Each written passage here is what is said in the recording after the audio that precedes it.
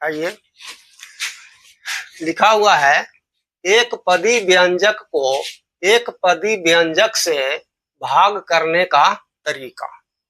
तो सबसे पहले समझ लीजिए कि एक पदी व्यंजक क्या है। वो ऐसा व्यंजक जिसमें एक ही पद हो, जैसे कि लिखा हुआ है कि 5a, तो एक ही पद है कि एक पदी व्यंजक हो गया।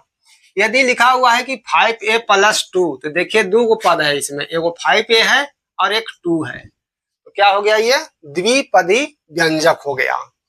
यदि लिखा हुआ है कि 5a² + 2a + 1, अब इसमें देखिए कि कितने पद हैं, एक पद, दो पद, तीन पद, तो इसको हम त्रिपदी व्यंजक कहेंगे। तो सबसे पहले हम भाग सिखाने के लिए आपको एक पदी व्यंजक को एक पदी व्यंजक से ही भाग देने के लिए सिखा रहे हैं। आइए, विश्वास है कि आप सीख लेंगे। तो इस भाग को सीखने के लिए सबसे पहले प्राइम फैक्टर सीखना होगा, मतलब अभाज्य गुणनखंड। अभाज्य गुणनखंड कैसे है, जैसे कोई बोलेगा कि 12 का अभाज्य गुणनखंड बताइए, 12 का अभाज्य गुणनखंड बताइए, तो हम 12 लिख देंगे और सबसे छोटका पहाड़ा से भाग लगाएंगे। सबसे छोटका पहाड़ा 2 से भाग लगेगा, कितने बार, 6 बार।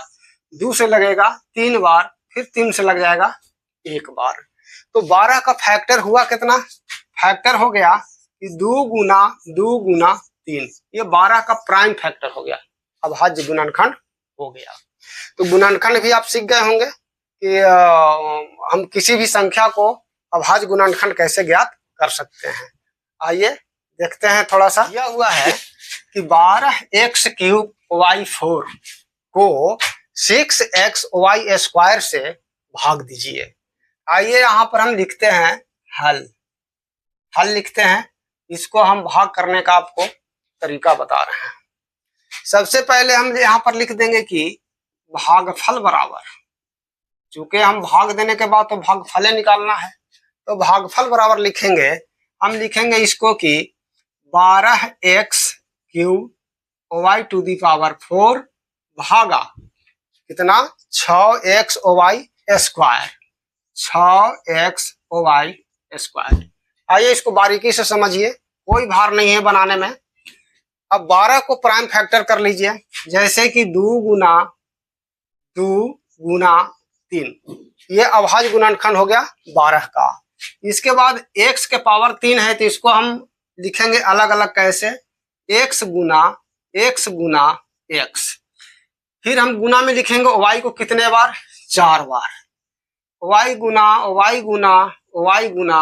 y बट्टे में क्या चीज है, 6 का हम फैक्टर कर लेंगे, 2 गुना क्या हो जाएगा, 3 हो जाएगा। इसके बाद गुना में कितना है, x है। इसके बाद गुना में y कितने बार लिखेंगे, पावर 2 है तो 2 बार लिखेंगे, 2 बार हमने लिख दिया।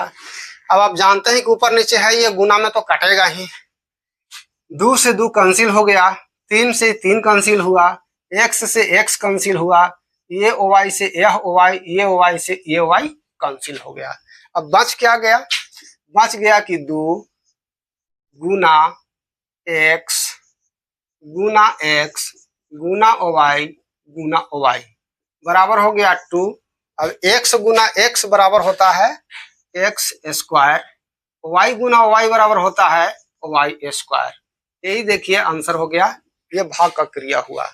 आप इसी को दूसरे विधि से समझ सकते हैं, इस तरह से लिखेंगे कि अथवा, इसको हमको बनाना है। अब देख लीजिए हम कैसे बनाएंगे, 12x³ y4 6xy² बराबर हम लिखेंगे इसको 12/6, सबको गुना में अलग अलग कर देंगे। x के पावर 3 है, एक सजाती है x, तो x लिखेंगे। गुना में y के पावर कितना है, 4 है, और इसके सजाती ई वाला y है, तो इस y का पावर है 2 है। अब यहाँ कट जाएगा, 6 दूना 12 बराबर हो गया 2। यहाँ से समझने की जरूरत है, समझिए। यहाँ से समान आधार रहने पर भाग में पावर घट जाता है। यहाँ जो है से पावर नहीं है तो कितना है, 1 है। तो आइए पावर घटाइए, ये पावर 3 है, 3 में से ये 1 घट जाएगा। गुने इसी का जैसा इसको आप कर लीजिए, y के पावर 4 है, समान आधार है तो पावर घटेगा, मतलब यहाँ माइनस में 2 हो जाएगा, बराबर 2, x के पावर यहाँ 2 बच गया और गुने यहाँ y के पावर भी 2 बच गया, गुना करके लिख लेंगे 2x स्क्वायर y स्क्वायर, ये आपका हो गया आंसर। विश्वास है आप इसे समझ गए होंगे। धन्यवाद।